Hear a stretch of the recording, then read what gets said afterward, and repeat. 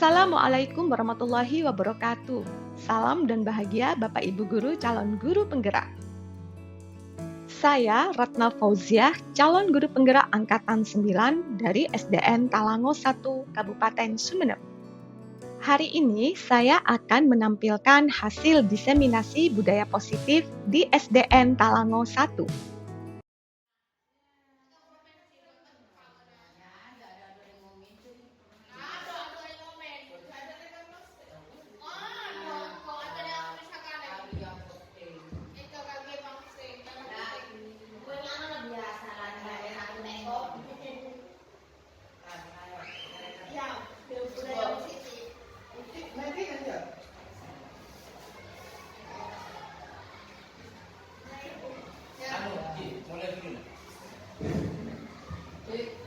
Assalamualaikum warahmatullahi wabarakatuh.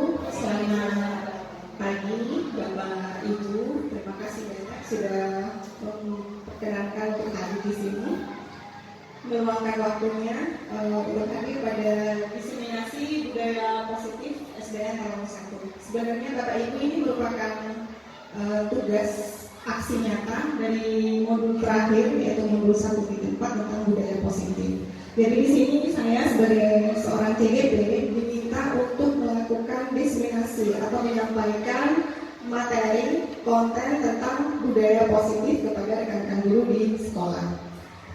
Budaya positif, kira-kira apa yang terbesit dalam benak Bapak Ibu ketika kita mendengar atau membaca tulisan berupa budaya positif jika dikaitkan dengan lingkungan sekolah kita?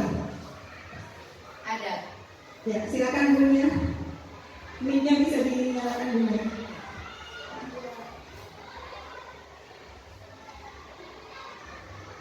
Kalau di dalam satu biasanya budaya positifnya itu tentang adat yang ada di lingkungan Talango.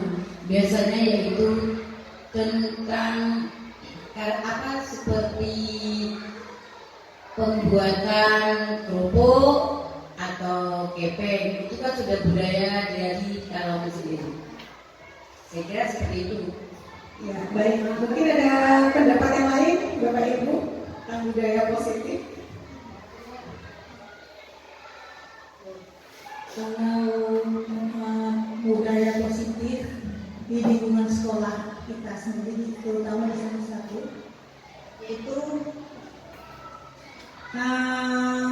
masalah bisa dikaitkan dengan kedisiplinan siswa. Itu bisa juga ya budaya positif kan. Jadi biar anak-anak punya karakter disiplin. Baik, terima kasih Ibu Hasifah, Kepala Sekolah SDN Talango 1. Rekan-rekan yang lain, Bapak Ibu? Ya, Pak Hayu, silakan. Terima kasih. Kalau kita definisikan dulu budaya, ya, budaya adalah hasil karya manusia. Hasil karya manusia di sini bisa berupa hasil karya abstrak, ya, bisa juga buah pikiran, ya, itu adalah budaya. Ya. Nah, gimana budaya positif yang ada? Di antaranya adalah, kalau saya bikin contoh, adalah budaya yang harus dimiliki oleh seorang pendidik. Pertama adalah budaya disiplin terhadap diri sendiri. Misalnya datang tepat waktu, pulang tepat waktu, itu. Juga peduli terhadap nasib sesama guru. Ada yang meninggal, ada yang sakit. Alhamdulillah, dalam satu saya apresiasi cukup bagus dalam budaya ini. Ya, ini budaya juga yang dikembangkan. Yang ketiga, budaya yang harus dimiliki seorang guru itu adalah budaya tidak segan-segan, tidak bosan-bosannya menasihati anak-anaknya. Misalnya membuang sampah sembarangan, makan dengan tangan kiri, itu kita jangan sampai bosan. ya harus di ini anak-anak ini, ya. Kalau acara kayak guru cari ini tidak masalah. Itu sampainya ngomong itu mungkin sementara dari saya. Baik, terima kasih. Boleh diberikan aplaus dulu tepuk tangan Bapak Ibu. Terima kasih. Baik, saya lanjutkan. Ini Bapak Ibu. Nah, kaitannya dengan budaya positif. Di situ ada gambar seorang guru.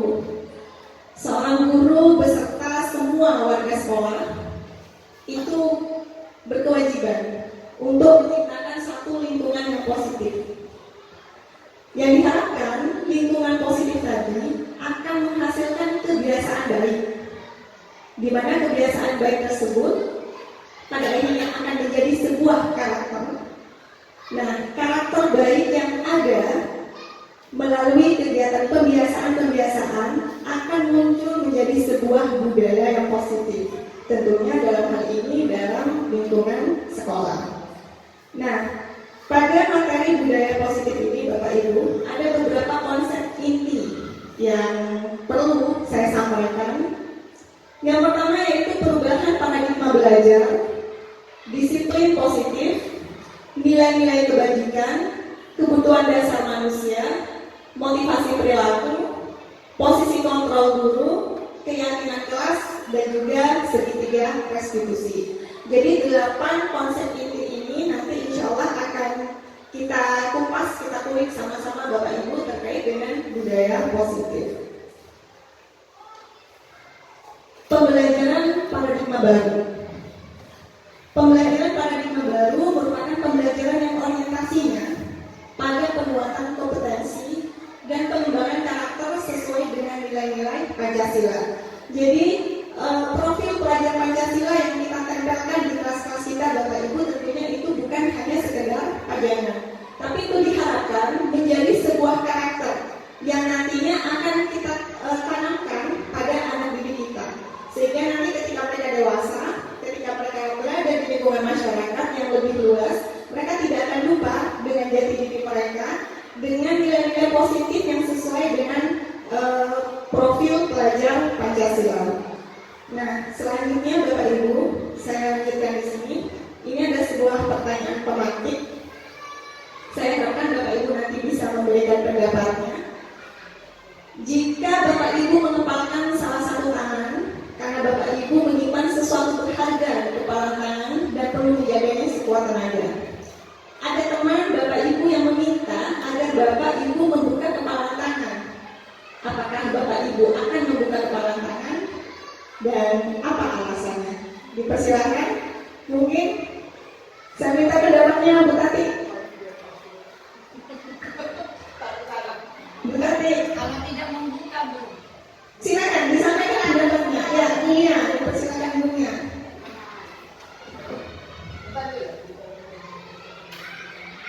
Baiklah, saya baca dulu ya. Jika Bapak Ibu mengepalkan salah satu tangan karena Bapak Ibu menyimpan sesuatu berharga di kepala tangan, dan perlu menjaganya sekuat tenaga. Pertanyaannya, ada teman atau Bapak Ibu yang meminta agar Bapak Ibu membuka kepala tangan. Apakah Bapak Ibu akan membuka kepala tangan dan apa alasannya? Kalau saya yang ditanya, saya tidak akan membuka kepala tangan. Karena apa? Ini sudah karakter saya.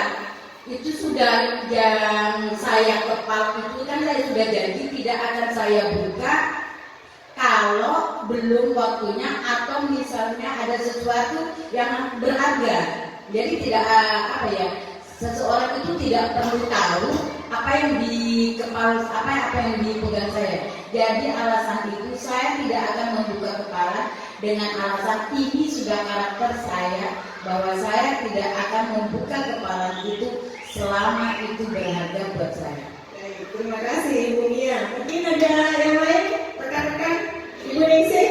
Ya. Ya, terima kasih.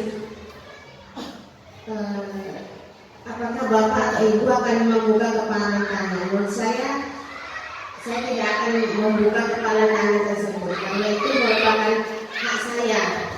Nah, alasannya itu yang teman saya tidak akan tidak akan memaksa karena apa, punya hak masing-masing kan. Jadi tidak memaksakan kehendak kepada orang lain. Itu yang kami katakan. Ya, terima kasih. Terima kasih Ibu Ningsih. Ada yang lain? Tidak ada? Oke, Bapak Ibu, sebenarnya kita mau membuka kepala tangan atau tidak membuka kepala tangan itu adalah kontrol diri kita sendiri. Jadi artinya Bapak Ibu, diri sendiri itu pemegang kontrol. Apapun yang mau kita lakukan, apapun yang mau kita katakan, pikiran seperti apapun yang akan kita gunakan, itu sebenarnya kita sendiri yang punya kontrol. Dengan kata lain, orang lain melalui paksaan, bujukan, ataupun penghargaan, itu sebenarnya tidak memiliki pengaruh buat kita. Kita mau melakukan apapun, kita sendiri yang menentukan. Kita mau mengucapkan apapun, kita sendiri yang bisa mengontrolnya. Begitu Bapak Ibu. Nah, kita sepakat di sini ya, bahwa diri sendiri yang memegang kontrol. Ya. Oke, sekarang terkait dengan kontrol. Ini dia Bapak Ibu. Miskonsepsi makna kontrol. Nah, sebenarnya miskonsepsi ini diutarakan oleh seorang psikiater sekaligus pendidik namanya Dr. William Glasser. Nah, di sini beliau mengungkapkan Bapak Ibu yang pertama, ilusi guru mengontrol murid. Sama Bapak Ibu, murid kita adalah manusia. Mereka punya kendali kontrol terhadap diri mereka sendiri. Jadi jika selama ini saya pun selama ini beranggapan bahwa saya bisa mengontrol murid saya, tapi ternyata tidak Bapak Ibu. Karena begini, misalnya kita sudah memberikan nasihat pada murid atau kita marahi murid. Murid itu nurut, kita anggap kita sudah berhasil mengontrol mereka. Tapi ternyata tidak. Bisa jadi murid itu nurut karena satu, dia tidak ingin kita terus-terusan ditegur, kita menegur mereka. Dia tidak ingin mendapatkan hukuman terus-terusan misalnya. Atau mungkin saja mereka sudah bosan mendengar ocehan kita. Bapak Ibu ngomong terus, jadi lebih baik lakukan saja apa katanya, bisa seperti itu. Kemudian yang kedua, ilusi bahwa semua penguatan positif efektif dan bermanfaat. Apa itu penguatan positif? Misalnya seperti bujukan, kita membujuk murid kita, gimana kita lakukan ini. Mungkin satu waktu dia akan merasa, oh ya, ikutin saja. Tapi setelah itu, apakah itu menjadi satu jaminan bahwa mereka akan tetap melakukan hal yang sama walaupun tidak ada kita yang misalnya lepas dari pengawasan kita? Belum tentu Bapak Ibu. Kemudian yang ketiga, ilusi kritik dan membuat orang merasa bersalah dapat menguatkan karakter. Kita mengkritik murid kita, kira-kira apa yang akan mereka rasakan? Kebanyakan mereka akan merasakan down. Mereka akan merasakan, kenapa ya saya dikritik seperti ini? Mereka akan merasakan perasaan yang tidak nyaman dalam diri mereka. Kemudian yang terakhir, ilusi bahwa orang dewasa memiliki hak memaksa. Kita mungkin beranggapan bahwa kita sebagai orang dewasa punya hak untuk memaksa anak murid kita. Kamu harus begini, kamu harus begitu dan sebagainya. Tapi ternyata kita tidak punya hak untuk memaksa mereka. Kembali lagi, murid kita adalah manusia, sama-sama manusia, sama dengan kita. Mereka punya kemampuan untuk mengontrol apapun yang mereka lakukan atau apapun yang akan mereka katakan. Seperti itu Bapak Ibu. Nah, selanjutnya di sini ada mengubah paradigma stimulus respon ke teori kontrol. Jadi ini diharapkan Bapak Ibu, kita sebagai pendidik bisa mengimplementasikan yang ini, yang termasuk teori kontrol. Jika pada stimulus respon itu biasanya dikaitkan dengan konsekuensi Bapak Ibu. Ada aturan, jika anak melanggar, konsekuensinya apa? Tapi berbeda dengan teori kontrol. Kita lihat perbedaannya yang pertama. Jika stimulus respon, realitas kebutuhan kita sama. Kita menganggap semua dari kita itu memiliki kebutuhan yang sama. Tapi teori kontrol tidak. Teori kontrol mengatakan realitas kebutuhan kita itu berbeda. Kemudian yang kedua, semua orang melihat hal yang sama menurut stimulus respon. Tapi teori kontrol mengatakan setiap orang memiliki gambaran yang berbeda. Yang ketiga, mencoba mengubah orang agar berpandangan sama dengan kita. Itu stimulus respon. Sedangkan kalau teori kontrol, kita berusaha memahami pandangan orang lain tentang dunia. Kemudian yang keempat tentang stimulus respon, yaitu perilaku buruk dilihat sebagai kesalahan. Tapi menurut teori kontrol, semua perilaku memiliki tujuan. Kemudian yang kelima, dari stimulus respon, orang lain bisa mengontrol saya. Menurut teori kontrol, hanya Anda yang bisa mengontrol diri Anda.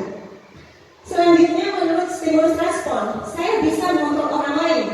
Kata teori kontrol, Anda tidak bisa mengontrol orang lain. Dan selanjutnya, pemaksaan ada pada saat bujukan gagal. Tapi teori kontrol mengatakan kolaborasi dan konsensus menciptakan pilihan baru. Kemudian yang terakhir, kalau stimulus respon, Bapak Ibu, model berpikirnya menang kalah. Tapi kalau teori kontrol, model berpikirnya menang-menang. Jadi dengan teori kontrol ini diharapkan Bapak Ibu, misalnya ada murid yang melakukan kesalahan, murid itu tidak merasa dia dihakimi, Bapak Ibu. Justru kita akan menciptakan suatu kondisi di mana nanti murid itu kita akan bawa dari identitas mereka yang gagal menjadi identitas sukses, sehingga mereka nanti bisa mendapatkan penguatan karakter untuk kembali lagi pada kelompoknya. Selanjutnya Bapak Ibu, ini dia disiplin positif. Kalau kita runut kembali, sebenarnya disiplin itu sudah tidak asing bagi diri kita Bapak Ibu. Tapi biasanya yang saya rasakan selama ini ya, bahkan sebagai seorang murid pun pada saat itu saya berpikir bahwa disiplin itu pasti tentang sesuatu yang tidak nyaman untuk diri saya sebagai seorang murid. Tetapi ternyata disiplin itu kita lihat dulu dari asal katanya Bapak Ibu. Berasal dari bahasa Latin disiplina, yang artinya belajar. Disiplin berkonotasi dengan disiplin diri yang di dalamnya terdapat tanggung jawab sesuai dengan nilai-nilai yang diyakini. Disiplin positif di sini bisa didefinisikan sebagai salah satu cara penerapan disiplin yang bertujuan menumbuhkan kesadaran serta memberdayakan murid tanpa hukuman ataupun imbalan. Jadi dalam disiplin positif Bapak Ibu, yang diharapkan kita sebagai orang dewasa, sebagai guru itu bisa menumbuhkan kesadaran dan memberdayakan murid tanpa iming-iming apapun atau tanpa ancaman apapun dalam bentuk hukuman.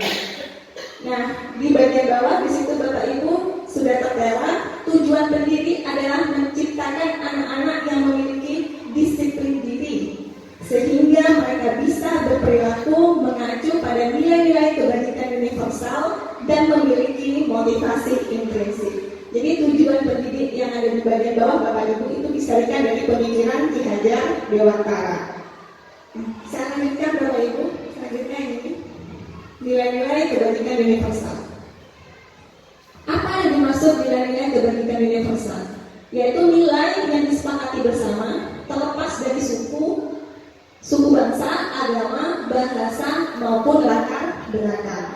Nah, kita saat ini Bapak Ibu, nilai-nilai kebajikan yang ada yang perlu kita perkenalkan dan tanamkan pada anak didik kita, yaitu tentang profil pelajar Pancasila. Sebenarnya nilai kebajikan itu banyak Bapak Ibu, banyak sekali. Di situ selain profil pelajar Pancasila ada juga Igo Premier Years Program, kemudian juga ada keterampilan hidup. Tapi yang akan menjadi acuan kita Bapak Ibu, terutama di kurikulum merdeka ini, yaitu tentang profil pelajar Pancasila.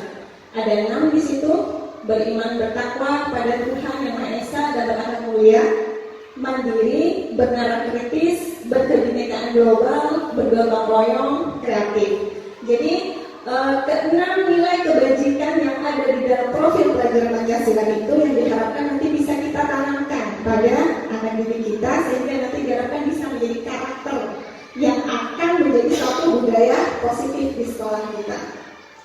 Kemudian selanjutnya ini dia Bapak Ibu, kebutuhan dasar manusia.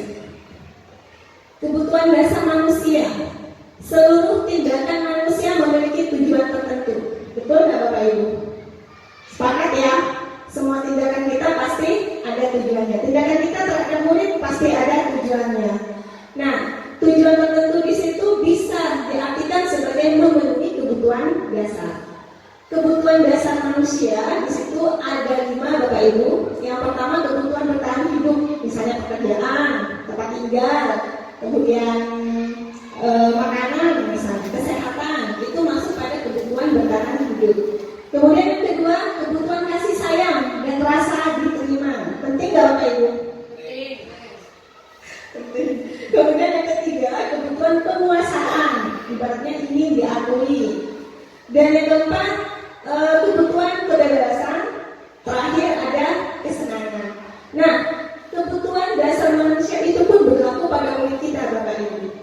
Perilaku apapun yang dilakukan oleh murid kita itu tidak akan lepas dari yang namanya memenuhi kebutuhan dasar mereka di antara 5 kebutuhan itu. Nah, sekarang kita lanjutkan di sini, Bapak Ibu. Kebutuhan dasar manusia yang pertama bertahan hidup, contohnya kesehatan, rumah, makan. Kemudian kasih sayang dan diterima, misalnya diterima di pendidikan, menjadi bagian dalam kelompok, kerjasama, dan penguasaan, misalnya tentang harga diri, diakui, dihormati, keinginan meninggalkan pengaruh. Kemudian selanjutnya yang ini kebebasan, contohnya kemandirian, otonomi, memiliki pilihan, mampu mengendalikan arah hidup seseorang. Kalau yang kesenangan bisa tentang bermain, tertawa, bergurau, melucu. Kita lanjutkan Bapak Ibu di sini. Nah, setelah kita mengetahui tadi tentang kebutuhan dasar, ada motivasi perilaku manusia. Ada 3 hal Bapak Ibu yang memotivasi kenapa manusia melakukan hal tersebut atau melakukan sesuatu. Yang pertama, untuk menghindari ketidaknyamanan atau hukuman. Yang kedua, mendapatkan imbalan atau penghargaan.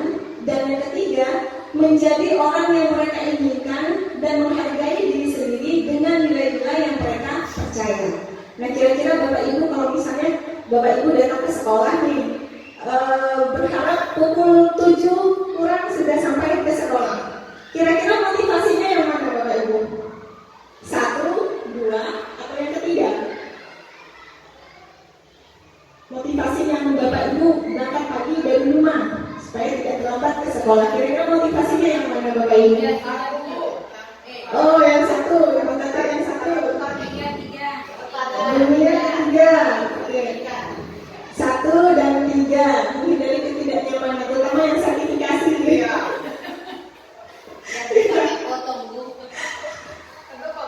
Iya, 1 dan yang ada yang 3. Nah, sebenarnya Bapak Ibu, kalau untuk motivasi 1 dan 2 menghindari hukuman ataupun mendapatkan penghargaan Bapak Ibu, itu sebenarnya motivasinya bersifat eksternal, bersifat ekstrinsik dari luar, takut dapat hukuman atau kita bisa dapat penghargaan. Tapi yang ketiga Bapak Ibu, ini merupakan motivasi intrinsik, motivasi internal, motivasi karena memang ya sudah saya sadar tentang tugas dan tanggung jawab saya, maka saya bisa melaksanakan tidak terlambat. Misalnya saya memutuskan tidak terlambat datang ke sekolah. Kenapa? Karena memang itu sudah tanggung jawab saya. Nah, motivasi yang ketiga inilah Bapak Ibu yang sekiranya nanti bagaimana kita menanamkan motivasi ketiga ini pada murid, agar murid itu dalam tiap tindak tanduknya atau perilaku mereka itu memiliki motivasi intrinsik seperti itu. Selanjutnya yang ini, nah, ada hukuman, ada konsekuensi, ada restitusi. Apa sih beda ketiganya itu? Yang pertama kita lihat hukuman. Hukuman itu Bapak Ibu tidak terencana atau tiba-tiba. Misalnya kita di peraturan kita murid tidak boleh datang terlambat ke sekolah. Tapi jika nanti tiba-tiba ada guru, kamu silakan lari lapangan 10 kali karena kamu terlambat ke sekolah. Itu masuk apa Bapak Ibu? Masuk hukuman. Karena terjadinya itu tiba-tiba Bapak Ibu. Murid tidak tahu apa yang akan terjadi atau tidak dilibatkan. Kemudian bersifat satu arah, hukuman itu bisa fisik, bisa psikis. Psikis itu Bapak Ibu bisa saja dihasilkan dari verbal. Kita bahkan menganggap bahwa hukuman itu bentuknya fisik, tapi tidak. Hukuman itu bisa pun berbentuk verbal atau melalui perkataan dulu. Kemudian kalau konsekuensi itu tentang benar atau salah. Konsekuensi sifatnya terencana, disepakati sesuai dengan aturan. Misalnya ada aturan di sekolah, tidak boleh membuang sampah di dalam kelas. Nah, nanti akan ada konsekuensinya. Kalau kamu membuang sampah di dalam kelas, maka kamu nanti wajib membersihkan kelas. Misalnya, itu kita sebut konsekuensi. Nah, konsekuensi pun Bapak Ibu itu akan membuat murid tidak nyaman, tapi dalam jangka waktu yang pendek atau sebentar. Dalam konsekuensi Bapak Ibu, guru harus terus-menerus memonitor muridnya, satu persatu murid dimonitor. Sedangkan kalau restitusi Bapak Ibu, di situ restitusi bertujuan menciptakan kondisi bagi murid untuk memperbaiki kesalahan mereka. Kemudian restitusi juga memungkinkan proses kolaboratif yang mengajarkan murid untuk mencari solusi atas kesalahannya. Jadi dalam restitusi di sini Bapak Ibu, kita mengajak murid untuk mencari solusi dan sekaligus memperbaiki kesalahan mereka. Mereka diberi kesempatan untuk memperbaiki kesalahan, sekaligus juga nanti pada akhirnya mencari solusi atas kesalahan yang mereka perbuat. Nah, ini dia 5 posisi kontrol guru. Yang pertama, ini menurut dinamik dosen ya. Yang pertama, penghukum, pembuat rasa bersalah, kemudian teman, ada pemantau, dan juga ada manajer. Kira-kira kalau Bapak Ibu posisi kontrolnya yang mana yang sudah dilakukan? Di antara 5 posisi kontrol itu, kita sudah berperan itu yang mana Bapak Ibu? Sebagai manajer, wah, hebat. Karena memang ini sebagai posisi kontrol yang paling tinggi Bapak Ibu. Kita memang diharapkan nanti bisa menempati ya, memegang posisi kontrol sebagai seorang manajer. Kira-kira yang mana selain manajer, Bu Tati, manajer? Ya, silakan yang lain. Kira-kira yang mana Bapak Ibu rekan-rekan? Pemantau. Oke. Kemudian ada yang lain, pembuat rasa bersalah ada nggak? Pembuat rasa bersalah ada. Yang sebagai teman Bapak Ibu? Bisa. Penghukum juga bisa, Bu. Penghukum juga bisa. Sebagai teman? Bisa juga. Sebagai pria, bukan curhat. Oke. Nah, sebenarnya Bapak Ibu, 5 posisi kontrol sebagai penghukum, pembuat rasa bersalah, teman, pemantau, manajer itu memiliki karakteristik sendiri-sendiri Bapak Ibu. Sekarang kalau kita lihat di sini, nah, ini dia penghukum. Biasanya yang identik menggunakan hukuman fisik maupun verbal. Kata-kata yang biasanya posisi kontrol seorang penghukum yaitu patuhi aturan saya atau awas. Sambil ini mukanya itu mengerikan Bapak Ibu, sambil tunjuk-tunjuk misalnya. Kemudian kamu selalu saja salah, selalu pasti kamu yang terakhir selesai. Ini adalah posisi kontrol sebagai seorang penghukum. Kemudian Bapak Ibu, selanjutnya ini posisi kontrol pembuat rasa bersalah. Biasanya nih gurunya bersuara lebih lembut, tidak menampakkan kalau beliau itu sedang marah Bapak Ibu, dan membuat keheningan yang membuat orang lain tidak nyaman atau bersalah ataupun merasa rendah diri. Biasanya yang diucapkan Bapak Ibu, ibu bapak sangat kecewa sama kamu. Berapa kali ibu bapak harus memberitahu kamu? Bagaimana coba jika orang tua kamu mengetahui hal ini? Itu adalah beberapa ciri dari posisi kontrol guru pembuat rasa bersalah. Pernah Bapak Ibu melakukan hal ini? Mengambil posisi kontrol ini? Pernah.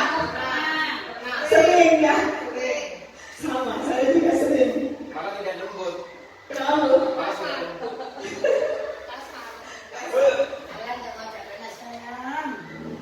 kemudian ini teman Bapak Ibu. Sebagai teman, guru tidak akan menyakiti murid. Guru berupaya mengontrol murid dengan persuasi atau memberikan ajakan. Ayo bantulah demi ibu bapak ya. Ayo ingat tidak bantuan bapak ibu selama ini. Ya sudah, tidak apa-apa. Nanti bapak ibu bantu bereskan. Kira-kira bapak ibu kalau posisi kita posisi kontrol sebagai teman? Adakah kekurangannya menurut Bapak Ibu? Kalau posisi kita kepada murid yang melakukan kesalahan, misalnya kita mengambil posisi kontrol kita sebagai teman, adakah hal negatifnya Bapak Ibu? Ada. Apa yang terus? Nanti muridnya tidak menganggap kita guru pada akhirnya. Muridnya tidak menganggap guru. Iya, kurang apa ya? Kurang mengawasi. Kurang berwibawa. Iya, mengawasi seorang guru. Jadi pada nakal kayak temannya. Iya. Iya. Kita jagai loh. Iya, benar. Memang ada plus minusnya Bapak Ibu sebagai seorang teman. Kalau sebagai seorang teman biasanya murid akan lebih dekat dengan kita, tapi resikonya kehilangan rasa dihormati oleh mereka yang seperti itu ya. Ya, jika diikuti melunjak ibaratnya Bapak Ibu. Sekarang ini nih, pemantau. Ini dia Bapak Ibu. Guru bertanggung jawab atas perilaku murid. Kemudian berdasarkan pada peraturan atau konsekuensi, mengandalkan perhitungan, catatan, atau data yang digunakan sebagai bukti atas perilaku seseorang. Biasanya yang dikatakan oleh seorang pemantau, peraturannya apa? Apa yang telah kamu lakukan? Sanksi atau konsekuensinya apa? Nah, kalau sebagai seorang pemantau di sini Bapak Ibu, berarti guru itu harus terus-menerus memantau murid, setiap murid yang ada di sekolah ataupun ada di kelas. Jadi terus setiap saat itu memonitor Bapak Ibu. Bahkan kita buat catatan, si A sudah berapa kali melakukan kesalahan ini, si B berapa kali. Nah, biasanya kalau untuk pemantau itu memang mengandalkan hitungan atau catatan data yang memang dipegang oleh guru tersebut. Sekarang ini manajer. Ini adalah posisi yang paling tinggi Bapak Ibu dan kita diharapkan berada di posisi tersebut. Ciri yang pertama dari seorang manajer, guru berbuat sesuatu bersama murid. Dalam artian Bapak Ibu di sini bukan guru yang menentukan mengatakan bahwa kamu harus seperti ini untuk memperbaiki kesalahan kamu. Tidak, tetapi guru dengan murid berkolaborasi untuk mencari solusi atas permasalahan atau kesalahan yang dilakukan murid. Kemudian mempersilakan murid mempertanggungjawabkan perilakunya. Yang ketiga, mendukung murid agar dapat menemukan solusi atas permasalahannya sendiri. Dan biasanya pertanyaannya Bapak Ibu itu akan ada kaitannya dengan keyakinan kelas. Apa yang kita yakini? Apa kamu meyakininya? Apa kamu bersedia memperbaikinya? Apa rencanamu untuk memperbaiki hal ini? Itu adalah beberapa ciri dari seorang manajer. Sekarang kita lanjut. Nah ini Bapak Ibu, posisi kontrol apakah aku? Dari 5 posisi kontrol tadi sebagai menghukum, membuat rasa bersalah, teman, pemantau, manajer. Jika kalimatnya seperti ini Bapak Ibu, kira-kira masuk posisi kontrol yang mana? Kamu terlambat 15 menit. Apakah kamu sudah mengerti konsekuensi yang harus dikerjakan jika terlambat? Kira-kira masuk yang mana itu Bapak Ibu? Apakah masuk menghukum? Ya, buat masuk apa Bu? Pemantau, ya betul. Karena di sini disebutkan konsekuensi. Kalau pemantau Bapak Ibu itu acuannya ada aturan sekaligus konsekuensinya. Kemudian yang ini. Adi, ayolah bagaimana sih kamu? Kemarin kamu sudah berjanji pada Bapak, bukan? Kenapa terlambat lagi? Bagaimana? Teman, iya, benar. Ini posisi kontrolnya sebagai teman. Oke, sekarang ini terlambat lagi, pasti terlambat lagi. Selalu datang terlambat. Kapan bisa datang tepat waktu? Oke, sebagai penghukum. Iya, biasanya sampai tunjuk-tunjuk. Terlambat lagi.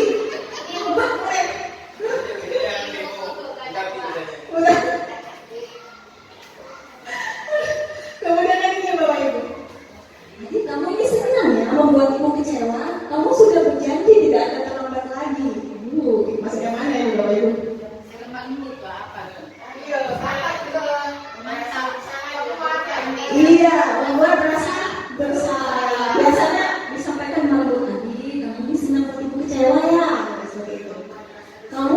merasa berjanji tidak akan terlambat lagi. Berarti itu posisi kontrolnya sebagai pembuat rasa bersalah. Kayaknya Bu Ningsih ya, sering merasa bersalah. Iya. Kemudian ini, Adi tahu kan jam berapa sekolah dimulai? Hari ini kamu terlambat. Kira-kira apa yang akan Adi lakukan untuk memperbaiki masalah ini? Sebagai seorang manajer. Karena di situ gurunya Bapak Ibu meminta Adi untuk mencari solusi memperbaiki kesalahannya yang selalu terlambat ke sekolah. Nah, sekarang saya ingin minta pendapat dari Bapak dan Ibu. Kira-kira bisakah kita memposisikan diri kita nanti sebagai seorang manajer untuk murid? Insya Allah. Ya.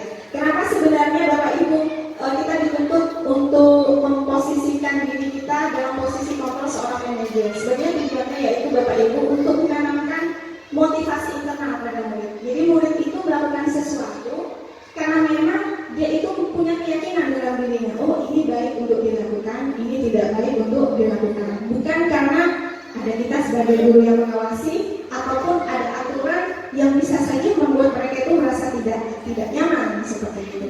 Jadi memang harapannya dengan posisi kontrol seorang manajer Bapak Ibu kita bisa menanamkan motivasi yang bersifat internal atau intrinsik dalam diri murid. Sekarang kita lanjutkan ini ya dengan kelas. Di kelas-kelas mungkin yang sudah kurikulum merdeka sudah ada keyakinan kelas atau kesepakatan kelas? Sudah ada. Bagaimana proses membuatnya pada saat itu? Berembuk sama murid, Bu. Berembuk Sama murid membuat aturan kelas. membuat aturan kelas yang Berdasarkan kesepakatan. kesepakatan yang penting sih. Bagaimana prosesnya? Dengan guru jangan sungguh, nanti dibawakan sama murid. Nah, diterapkan. Satu B. Saya kira sama di kelas saya itu masalah pembiasaan kelas itu kita bicarakan dulu sama murid. Begini nak, di sini ada kata aturan kelas, misalnya 15 menit sebelum pukul 7. Tetapi di lain kata aturan, di sini juga ada kesepakatan yang harus kamu ketahui seperti itu. Di antaranya seperti ini, poin 1, poin 2 memang saya buat tetapi masih belum dipajang. Iya, kalau masalah penerapannya sama murid sudah. Sudah baik, iya. Baik. Yang kelas 2 buat sama buat sama. Ya. Belum ada. Ya. Sekarang pertanyaannya Bapak Ibu, mengapa keyakinan kelas? Mengapa bukan peraturan kelas saja? Kenapa menggunakan istilah keyakinan kelas? Kenapa tidak menggunakan istilah peraturan kelas? Ada yang mau berikan pendapat? Kurikulum merdeka sekarang ini banyak itu bukti submit lah bukti. Apa di dalam kurikulum merdeka itu ya sekarang ini ada yang maksudnya istilah-istilahnya itu bukti keyakinan kelas, kesepakatan kelas, pokoknya banyak lah itu Bu ya seperti itu. Hanya peraturan kan pasti ada kesepakatan misalnya. Kalau kamu tidak membuang sampah pada tempatnya, ada sanksi misalnya di denda 2000. Nah, itu namanya peraturan kelas. Kalau keyakinan kelas, kita yakini bahwa kita bisa melaksanakannya. Kalau peraturan kelas mungkin karena melakukan karena takut ada sanksinya, karena dengan sanksi. Seperti itu. Baik, terima kasih. Kembali untuk putus. Iya. Lanjut Bu Mia. Kalau menurut saya begini ya. Iya, silakan Bu Mia. Kalau peraturan kelas, saya kira peraturan kelas itu dari kelas 1 sampai kelas 6 itu sama. Karena soalnya itu sudah programnya sekolah. Tapi kalau keyakinan kelas, tiap-tiap kelas itu tidak sama karena mempunyai kesepakatan sendiri-sendiri per kelas. Jadi saya kira peraturan dengan keyakinan kelas ini memang berbeda. Kalau peraturan kelas itu karena peraturan yang sudah ada di sekolah, itu sudah kesepakatan semua dari sekolah. Kemudian kalau keyakinan kelas itu per kelas memang. Saya kira seperti itu. Baik, terima kasih Ibu Nia. Terima kasih untuk pendapatnya Bapak Ibu. Nah, kenapa keyakinan kelas? Kenapa bukan peraturan kelas saja? Sebaiknya kembali lagi Bapak Ibu. Yang mau kita munculkan dalam diri murid adalah motivasi intrinsik, motivasi dalam diri mereka. Nah, dengan keyakinan kelas itu kaitannya dengan nilai-nilai kebajikan Bapak Ibu. Nah, misalnya sekarang seperti ini. Kita yakin kalau Allah itu ada. Tanpa harus banyak bukti atau banyak perdebatan, kita yakin bahwa Allah itu ada. Nah, sama saja Bapak Ibu, itu keyakinan itu yang ingin kita tanamkan pada murid. Untuk menumbuhkan apa? Menumbuhkan motivasi intrinsik. Misalnya, murid tidak membuang, kalau buang sampah harusnya di tempat sampah. Jadi kita ingin dengan keyakinan kelas memunculkan motivasi dalam diri murid. Oh iya ya, kalau sampah dalam tempatnya itu ada di harusnya ada di tempat sampah, bukan di dalam kelas atau berceceran di halaman sekolah misalnya. Nah, sekarang kita lanjutkan ke ini Bapak Ibu. Pembentukan keyakinan kelas. Nah, keyakinan kelas Bapak Ibu itu sifatnya lebih abstrak. Kemudian berupa pernyataan universal. Pernyataan senantiasa dibuat dalam bentuk positif, tidak terlalu banyak, sesuai dengan kondisi sekolah atau kelas, sehingga itu bukan sudah ya, mudah diterapkan. Kemudian semua warga sekolah atau kelas dilibatkan ketika pembuatan keyakinan kelas. Seperti kata Bu Tati tadi, keyakinan kelas itu bukan kita yang menentukan Bapak Ibu, tetapi berdasarkan pendapat ya urut dari semua siswa di kelas tersebut. Nah, ini dia Bapak Ibu contoh dari keyakinan kelas. Contohnya, selalu bersikap positif, senantiasa menjadi diri yang terbaik, menghormati orang lain serta barang miliknya, saling membantu, berkomitmen terhadap setiap tugas. Nah, pada saat membuat keyakinan kelas Bapak Ibu, kita bisa membagikan kertas atau meminta siswa untuk menuliskan pendapat mereka di papan masing-masing dari mereka. Mungkin kita bisa membuat pertanyaan pematik seperti ini Bapak Ibu untuk membuat keyakinan kelas. Tanyakan pada murid, kamu itu sebenarnya ingin menjadi orang yang seperti apa? Kalau mereka masih bingung, kita bisa lanjutkan. Apakah kamu mau, misalnya contohnya nih, apakah kamu mau menjadi orang yang bertanggung jawab apa tidak? Seperti itu. Berikan mereka contoh, sampai akhirnya mereka bisa menuliskan, oh saya ingin menjadi murid yang seperti ini. Nah, nanti setiap siswa setelah menuliskan pemikirannya, mereka ingin jadi seperti apa, kita bisa tempelkan di papan, atau bisa langsung mereka satu persatu kita beri kesempatan untuk menuliskan keinginannya untuk jadi orang yang seperti apa. Kemudian nanti baru kita kelompokkan Bapak Ibu. Oh, pernyataan siswa yang ini nanti masuk ke menghormati. Oh, yang ini masuk ke nilai kebajikan, misalnya tanggung jawab, disiplin dan sebagainya. Nanti setelah itu kita sepakati sama murid-murid kita, maka nanti ada baiknya Bapak Ibu kita buat seperti draft, di mana nanti murid di situ ibaratnya menandatangani bahwa mereka sepakat dengan keyakinan kelas. Nah, keyakinan kelas nanti itu bisa dipajang di kelas. Dan pada saat misalnya nih ada siswa di kelas kita membuat kesalahan, ya, nanti posisi kita sebagai manajer ketika kita mengajak mereka bicara, maka kita akan tanyakan nanti, kira-kira tindakan kamu sesuai tidak dengan keyakinan kelas yang ada? Kalau misalnya mereka bilang tidak Bu, lalu kalau tidak sesuai, kira-kira keyakinan kelas yang mana yang kalian langgar? Misalnya mereka menyebutkan yang ini Bu, nah, nanti baru kita tawarkan, kamu bersedia memperbaikinya? Apa yang akan kamu lakukan untuk memperbaiki hal ini? Tentu saja Bapak Ibu, posisi sebagai seorang manajer itu memang perlu dilakukan secara bertahap Bapak Ibu. Tidak mungkin kita satu kali ibaratnya melakukan posisi kita pada siswa sebagai manajer langsung berhasil, tidak. Tetapi harapan itu dari Bapak Ibu yaitu memunculkan motivasi atau kesadaran dalam diri murid bahwa mereka akan mengamalkan nilai-nilai keyakinan yang ada di sekolah ataupun di kelas mereka. Nah, ini segitiga restitusi. Apa itu segitiga restitusi? Ini Bapak Ibu. Segitiga restitusi adalah suatu proses dialog yang dijalankan guru atau orang tua agar dapat menghasilkan murid yang mandiri dan bertanggung jawab. Jadi ini pun bisa Bapak Ibu praktekkan pada putra-putrinya di rumah. Karena ini bukan cuma guru, tetapi bisa dilakukan juga oleh orang tua. Nah, ini tahapan dari segitiga restitusi Bapak Ibu. Tahapan pertama yang perlu kita lakukan adalah menstabilkan identitas siswa.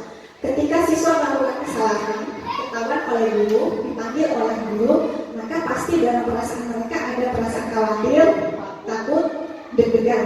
Iya pasti ya. Nah, perasaan itu Bapak Ibu itu akan membuat mereka merasa rendah. Nah, tugas kita pada menstabilkan identitas di sini Bapak Ibu, kita berupaya untuk membawa anak dari identitas gagalnya mereka menuju identitas sukses. Itu yang pertama. Kemudian yang kedua, langkah yang kedua adalah validasi tindakan yang salah. Apa saja nanti langkah-langkahnya kita akan lihat di slide berikutnya Bapak Ibu. Kemudian yang ketiga baru kita menanyakan keyakinan. Nah, apa tujuan dari tahapan segitiga restitusi ini? Tujuannya yaitu tadi menanamkan disiplin positif pada murid. Oke. Kita lanjutkan. Ini dia, menstabilkan identitas. Menurut telekontrol, kita semua akan melakukan hal terbaik yang bisa kita lakukan. Misalnya ada murid yang tiba-tiba terlibat perkelahian sama temannya secara fisik gara-gara bercanda misalnya. Awalnya karena bercanda. Kenapa murid itu sampai ada yang melakukan tindakan fisik sampai temannya dipukul? Pasti mereka itu ada alasannya Bapak Ibu, ada tujuannya. Kemudian yang kedua, berdasarkan prinsip kesalahan adalah bagian dari proses pembelajaran. Menstabilkan identitas juga bertujuan menggeser identitas murid dari identitas gagal menjadi identitas sukses. Nah ini lanjutannya. Nah ini biasanya Bapak Ibu beberapa contoh kalimat yang bisa kita gunakan ketika kita dalam proses menstabilkan identitas siswa, yaitu misalnya berbuat salah tidak apa-apa, tidak ada manusia yang sempurna. Ibu bapak pernah melakukan kesalahan. Ibu bapak tidak mencari siapa yang salah, tapi hanya ingin mencari solusi dari masalah ini. Kemudian bisa juga dengan menggunakan kalimat tanya, apakah kamu sedang menjadi teman yang baik untuk dirimu sendiri? Seperti itu Bapak Ibu. Jadi memang yang pertama itu menstabilkan identitas. Intinya guru dalam menstabilkan identitas ini tujuannya untuk membawa murid dari identitas gagal mereka karena perasaan takut tadi, perasaan rendah, perasaan khawatir, agar menjadi identitas sukses. Seperti itu. Dengan menggunakan kata-kata seperti ini Bapak Ibu. Kemudian selanjutnya, validasi tindakan yang salah. Berdasarkan prinsip setiap tindakan yang dilakukan memiliki tujuan memenuhi kebutuhan tertentu. Guru bergeser dari pemikiran stimulus respon menjadi proaktif. Mengenali dan mengakui kebutuhan murid akan memperbaiki hubungan dengan murid. Nah, ini contohnya Bapak Ibu, beberapa kalimat yang bisa kita gunakan. Kamu pasti punya alasan mengapa kamu melakukan ini. Jadi di saat siswa melakukan satu tindakan yang salah, pada fase validasi tindakan yang salah, kita bisa mengatakan pada mereka, kamu pasti punya alasan ya mengapa kamu sampai melakukan kesalahan ini. Kemudian kamu boleh mempertahankan sikap itu, tapi kamu harus menegakkan sikap yang baru. Kemudian yang ketiga, kamu patut bangga pada dirimu karena kamu melindungi sesuatu yang penting buatmu. Jadi di sini Bapak Ibu, restitusi langkah-langkah dalam segitiga restitusi itu tidak bersifat menghakimi murid Bapak Ibu. Bukan langsung kamu salah, kita langsung ambil posisi kontrol sebagai seorang pendukung. Tidak, itu tidak dikehendaki oleh segitiga restitusi. Kemudian ini menanyakan keyakinan. Nah, ada hubungannya dengan keyakinan kelas yang sudah disepakati tadi Bapak Ibu. Memberikan pertanyaan bermakna pada murid untuk memunculkan motivasi,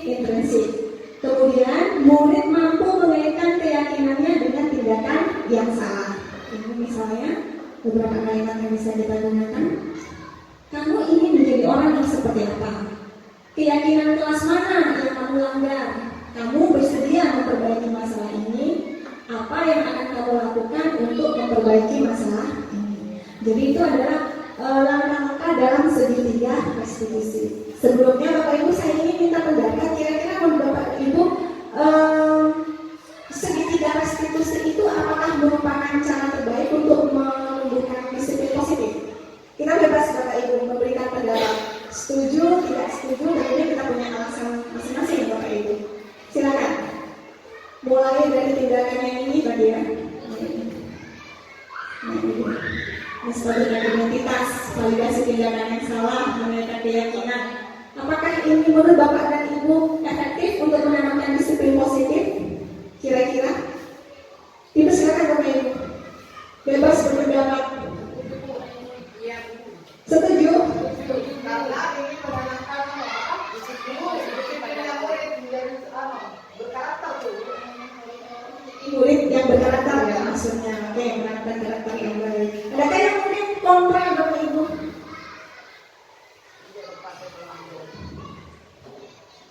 Jadi setuju kalau memang restitusi itu segitiga restitusi bisa menanamkan disiplin positif sebagai upaya dalam disiplin positif. Oke. Nah ini lagi Bapak Ibu. Saya kemarin ketika belajar modul ini sempat terlibat ya diskusi lah dengan teman-teman ya. Jadi ada pro dan kontra tentang penghargaan Bapak Ibu. Ada di situ di modul dituliskan bahwa dihukum dengan penghargaan. Iya, reward Bapak Ibu misalnya murid diberi hadiah, kamu bisa menjawab, bisa menyelesaikan ini, ibu nanti kasih hadiah, bapak kasih hadiah, seperti itu. Menurut Bapak Ibu bagaimana? Karena bagaimana? Bisa. Tergantung yang ini. Tapi dalam segi positif, kalau segi negatifnya tidak usah bukti.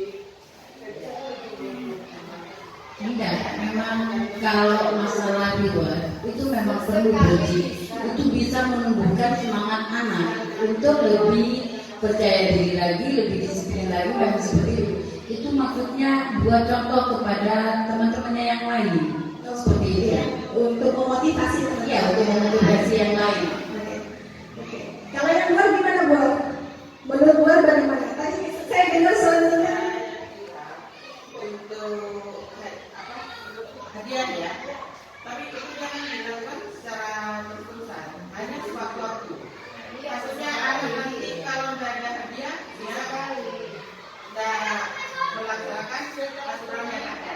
Iya, sewaktu-waktu aja. Iya, jangan istilah. ya, makanya itu memang sempat jadi pro dan kontra Bapak Ibu. Dihukum karena di situ langsung judulnya dihukum dengan penghargaan. Waduh. Memang penghargaan itu ada plus minusnya Bapak Ibu. Kata Unia tadi bisa memunculkan motivasi ya. Ada teman-temannya yang lain buat termotivasi. Tapi saya juga setuju dengan Bu, jangan terlalu sering. Karena memang begini Bapak Ibu. Ada kalanya Bapak Ibu, terutama saya berbicara masalah kemampuan intelijensi murid ya, kan pasti beda-beda. Kalau misalnya murid itu memang mentok Bapak Ibu kemampuannya di situ, dia tidak bisa menjawab, sedangkan dia nggak pernah terlibat sama sekali, dia akan merasa terkecil sebenarnya. Ya. Jadi memang pandai-pandainya kita lah memanage bagaimana supaya nanti reward tersebut tidak memberikan dampak yang negatif pada murid yang lain. Kalau bisa memang membuat yang lain itu lebih termotivasi. Baik, nah ini Bapak Ibu sebelumnya saya sharing dulu. Ini adalah satu contoh kegiatan. Sebenarnya ini tugas ya Bapak Ibu, tugas saya tentang segitiga restitusi. Sebelumnya saya tulis dulu. Bapak Ibu. Ini kemarin saya praktek dengan murid tentang segitiga restitusi. Hari ini Alika terlambat lagi datang ke sekolah. Iya Bu, Kenapa Alika akhir-akhir ini selalu terlambat? saya tidur larut malam Bu. Tidak apa-apa, Ibu juga pernah kok terlambat sewaktu di sekolah dulu. Kalau Ibu boleh tahu alasan Alika terlambat karena tidur larut malam itu kenapa ya? Saya menonton film, Bu. Begitu. Alika suka menonton film? Iya, Bu. Berarti menonton film itu hobinya Alika. Iya, Bu. Oke, Ibu tidak menyalahkan hobi Alika yang suka menonton film. Cuma kalau kita pikirkan di sini Alika, apakah tindakan Alika yang terlambat datang ke sekolah itu sesuai dengan keyakinan kelas kita? Tidak, Bu. Keyakinan kelas apa yang Alika langgar? Disiplin, Bu. Betul. Disiplin itu penting tidak? Penting, Bu. Apakah Alika bersedia memperbaiki masalah ini? Bersedia, Bu. Apa yang akan Alika lakukan? Saya tidak akan tidur larut malam lagi, Bu. Saya akan juga menyalakan alarm. Betul sekali. Alika juga bisa minta tolong pada keluarga untuk dibangunkan agar tidak terlambat datang ke sekolah. Terima kasih banyak ya. Silakan sekarang Alika boleh kembali ke kelas. Ibu mendengar dari ketua kelas jika Olive itu bersepeda di koridor sekolah. Betul tidak? Betul, Bu. Saya minta maaf, Bu. Tidak apa-apa. Ibu tidak mencari siapa yang salah. Ibu hanya ingin mencari solusi dari masalah ini. Kalau Ibu boleh tahu alasan Olive bersepeda di koridor sekolah kenapa? Karena saya suka naik sepeda, Bu, dan kemarin koridor kebetulan sepi karena semua belajar di kelas. Sedangkan saya dan teman-teman jam pelajaran olahraga di halaman. Begitu. Ibu memahami jika bersepeda itu hobinya Olive. Ibu tidak menyalahkan. Ibu juga suka kok bersepeda. Cuma sekarang kalau kita pikirkan kira-kira tindakan Olive yang bersepeda di koridor sekolah sesuai tidak dengan keyakinan kelas kita? Tidak, Bu. Keyakinan kelas yang mana menurut Olive yang dilanggar? Disiplin, Bu. Disiplin. Apakah disiplin penting menurut Olive? Penting, Bu. Oke. Olive bersedia memperbaiki masalah ini? Bersedia, Bu. Apa yang akan Olive lakukan? Saya tidak akan bersepeda di koridor sekolah, Bu, ataupun di lingkungan sekolah yang lain. Tepat sekali. Olive bisa bersepeda itu di jalan raya, di halaman, saat libur, bisa bersama keluarga ataupun teman-teman. Terima kasih ya sudah mau memperbaiki kesalahannya. Tetap semangat, silakan kembali bermain dengan teman-teman.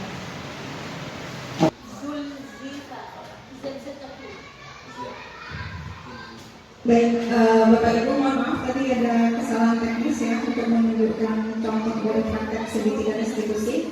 Tapi intinya Bapak Ibu memang kita diharapkan untuk menanamkan disiplin positif pada murid dengan melakukan langkah-langkah segitiga restitusi, mulai dari menstabilkan identitas, kemudian validasi tindakan yang salah dan menanyakan keyakinan di sini. Demikian Bapak Ibu dari saya. Mungkin ada hal lain yang ingin disampaikan oleh Bapak Ibu? Tidak ada? Mungkin ada masukan dari kepada saya atau hal lain tentang materi ini? Dipersilakan Bapak Ibu. Sebelum saya tutup, sudah tidak ada? Ya, baik. Terima kasih banyak atas waktunya. Saya akhiri. Wabillahi taufiq wal hidayah. Wassalamualaikum warahmatullahi wabarakatuh.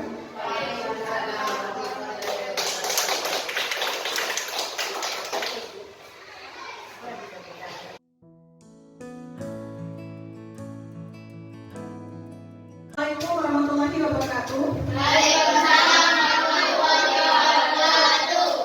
Selamat siang kelas 5B. Hari ini kita akan membuat kesepakatan kelas. Tapi sebelum membuat kesepakatan atau keyakinan kelas untuk 5B, Ibu ingin kita ice breaking dulu. Masih ingat tentang gajah, semut, ular, cacing? Fokus ya. Oke, ingat nanti ketika Ibu menyebutkan gajah itu, jawaban kamu besar. Tetapi gerakannya kebalikannya. Ingat ya. Oke, yuk siap? Sudah siap? Oke, fokus kelas 5B. Semut itu, ular itu,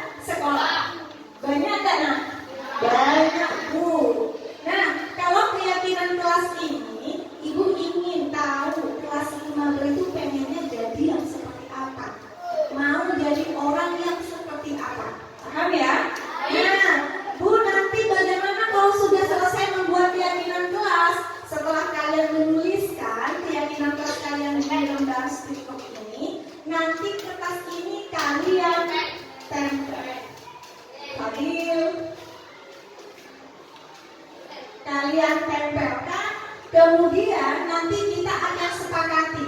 Ibu akan bacakan satu-satu hasil keyakinan kelas yang kamu tulis, nanti kita sepakati.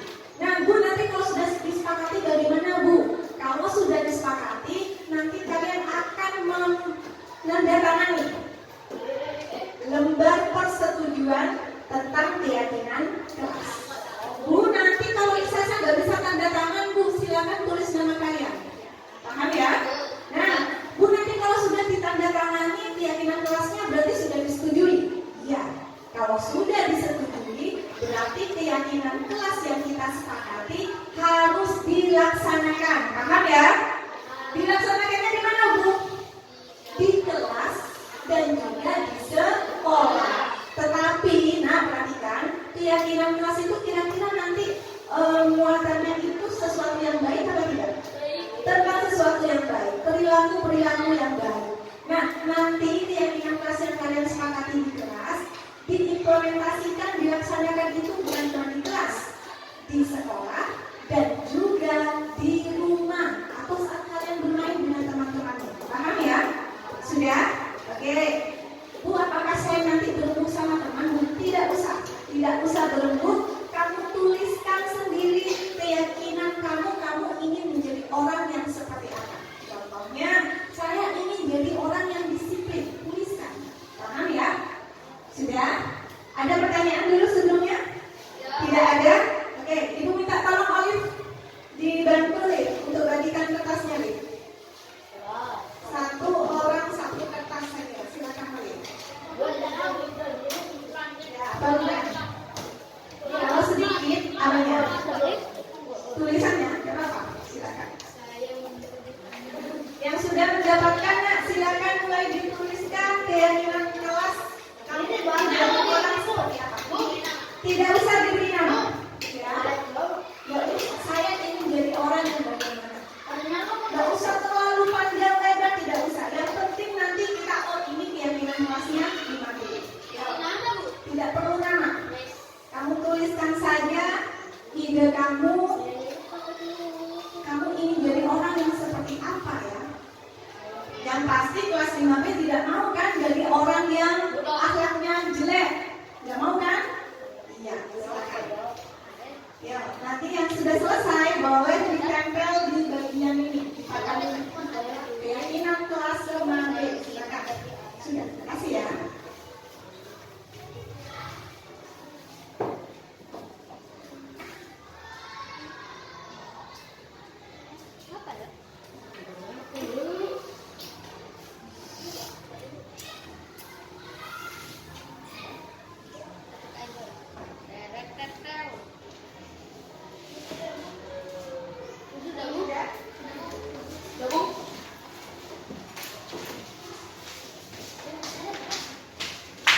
Tempelnya bergiliran ya.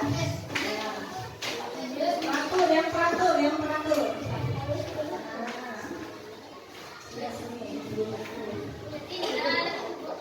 Disiplin.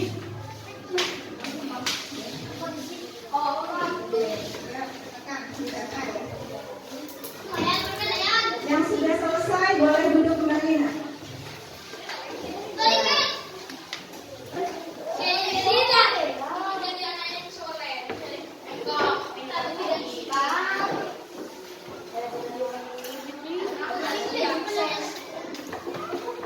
Sudah semua? Tepuk tangan dulu untuk 5B. Sekarang kita lihat ya sama-sama. Yang dituliskan oleh teman kamu, Ibu nggak tahu punyanya siapa karena ini tidak ada namanya. Saya ingin menjadi anak yang disiplin. Oke. Saya ingin menjadi orang yang dari hati. Saya ingin menjadi orang yang disiplin.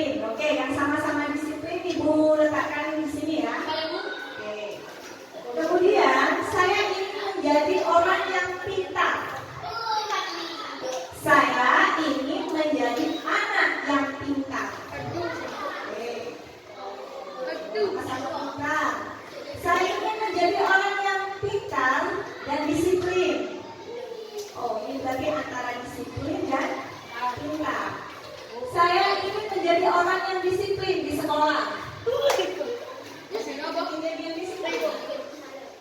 Kemudian saya ingin menjadi anak yang sopan dan santun serta berakhlak mulia. Akhlak mulia di sini.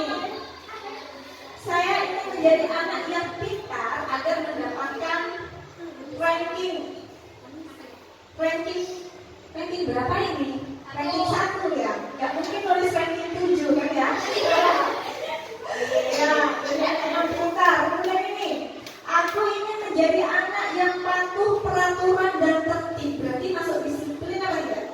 Iya, patuh peraturan dan tertib. Kemudian yang 1, saya ingin menjadi orang yang pintar. Banyak yang ingin menjadi orang yang pintar. Alhamdulillah. Saya ingin menjadi anak apa ini? Disiplin. Ini tulisannya siapa nak? Masya Allah, Sofyan tulisannya.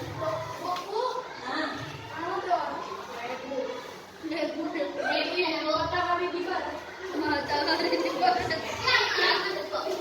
Akhlak mulia, ibu biasa kesini. Saya ingin menjadi orang yang sopan dan sekaligus disiplin. Oke, sopan, disiplin. Saya ingin menjadi orang yang sopan, berarti berakhlak mulia. Saya ingin menjadi orang yang rajin. Saya ingin menjadi orang rajin. Saya ingin menjadi anak yang sopan kepada guru dan juga kepada orang tua. Berarti berakhlak ya. Berakhlak mulia. Saya ingin menjadi anak yang pintar ngaji. Alhamdulillah. Pintar ngaji. Saya ingin menjadi orang yang baik dan juga soleh. Berarti masuk ke berakhlak dan juga beriman dan bertakwa. Oke, di sini. Kemudian saya ingin menjadi orang yang baik hati. Baik hati berarti masuk ke ini. Tadi yang dilepas saya ingin menjadi orang yang bermanfaat dan juga disiplin. Ini kebalik nulisnya ini. Harusnya ini malah yang ada nempel ada.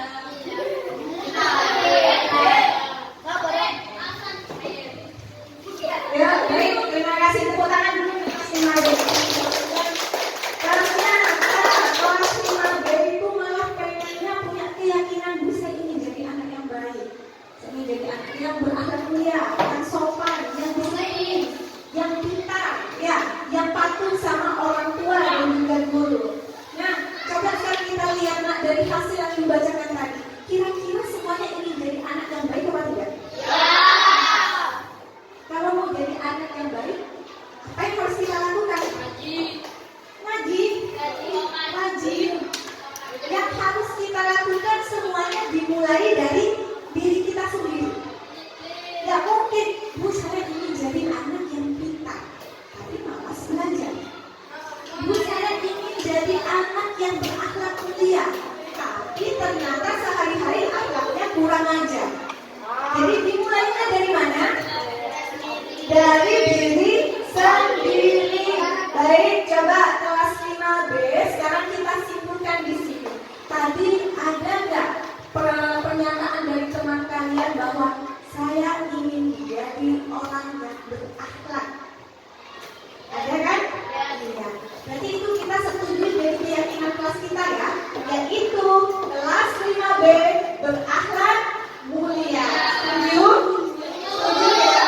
Jadi tolong diingat kalau kita mau buat kurang ajar sama teman, sama orang tua di rumah, sama bapak ibu guru, ingat sama keyakinan kelas kita yang pertama. Kelas 5B adalah berakhlak mulia. Oke. Sekarang kita tuliskan di sini kesimpulan yang pertama. Keyakinan kelas 5B, yaitu yang pertama apa? Kelas 5B berakhlak mulia. Kelas 5B berakhlak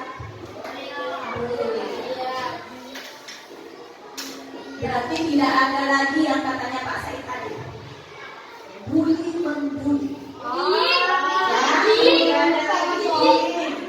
Tidak ada lagi yang namanya pukul-pukulan, adu jotos, ejek-ejekan, dan juga memanggil nama orang tua. Tidak boleh lagi ada. Kemudian tadi banyak yang menuliskan disiplin. Sepakat apa enggak ini? Sepakat ya? Oke, berarti keyakinan kelas yang kedua. Kelas 5. Disiplin.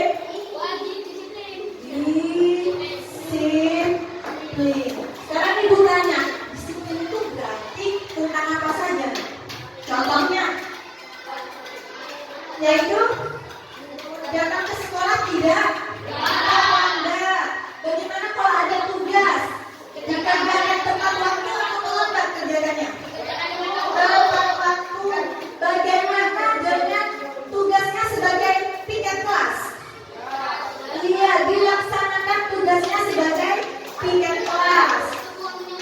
Nah, kalau upacara, jangan lupa atribut harus lengkap. Nah, kalau mengikuti upacara itu banyak yang lihat. Ya, muter sana, muter sini. Panas, Bu. Biasa. Tapi ingat, kalau kita sudah mau muter, ke teman kita mau bicara. Oh iya. Keyakinan kedua kelas 5B. Disiplin. Paham ya? Tidak akan ada lagi ceritanya siswa yang naik sepeda di koridor sekolah. Ya?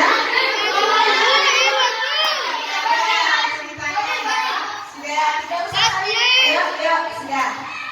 Bu, itu kemarin ada teman saya. Biasa. Kita masih belum tahu tentang keyakinan kelas. Kemudian tadi di sini ada lagi ingin menjadi pintar. Sepakat atau tidak? Jadi kalau mau jadi pintar, apa yang harus kita lakukan? Belajar. Kalau pas ulangan bilang, ibu saya tidak tahu nih, gara-gara tidak belajar.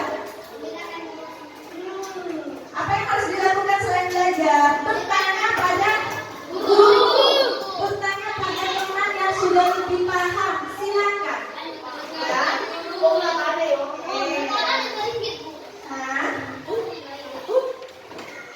Bertanya dua inggit katanya muda.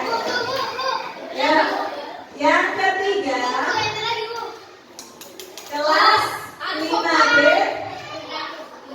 yaitu rajin belajar. Kelas 5B rajin belajar, karena ini menjadi anak yang pintar. Tadi banyak yang nulisnya ini menjadi anak yang pintar. Pintar itu bukan cuma ilmu sekolah, nah. Jangan lupa ilmu agamanya juga. Ngajinya, bacaan sholatnya, itu harus tahu ya.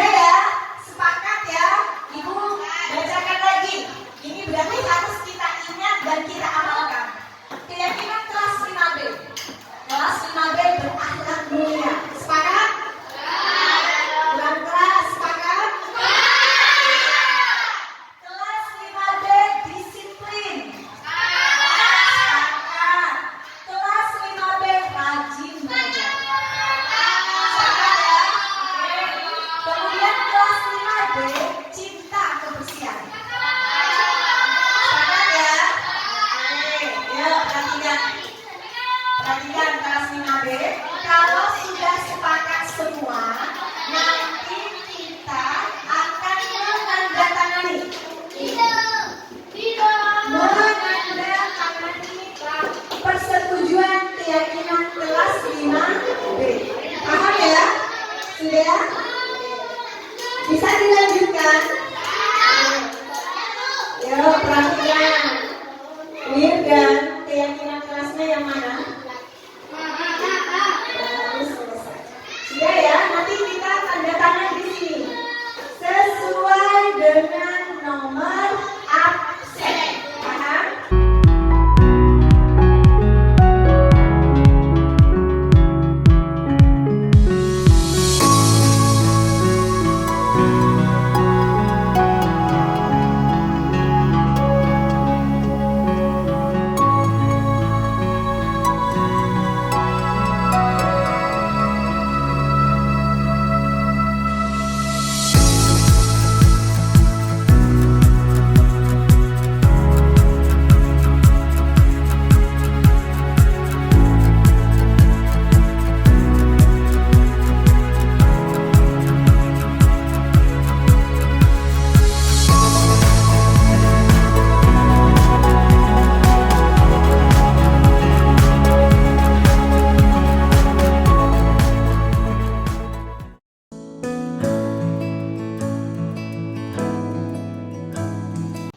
Assalamualaikum, perkenalkan nama saya Olive, siswa dari kelas 5B.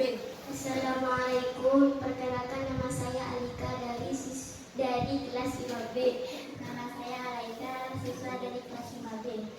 Perkenalkan nama saya Rizal dari siswa kelas 5B.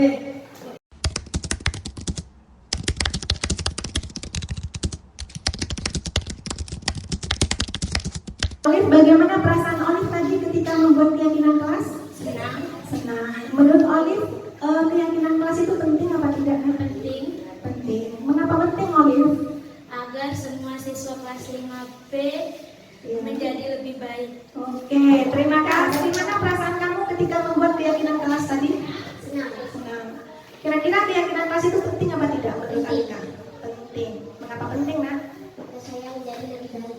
Agar Alika menjadi siswa yang baik. Bagaimana perasaan kamu tadi ketika membuat keyakinan kelas? Senang. Apakah menurut Alika keyakinan kelas itu penting? Penting. Mengapa penting, Alika? Agar kelas lebih nyaman dan tertib. Agar kelas Rizal. Ibu ingin tanya, bagaimana tadi perasaan Rizal ketika membuat keyakinan kelas? Senang apa tidak? Senang, Senang. Menurut Rizal keyakinan kelas penting apa tidak? penting. Penting. Mengapa penting? Agar Rizal menjadi orang yang bagaimana? Agar saya, ayo,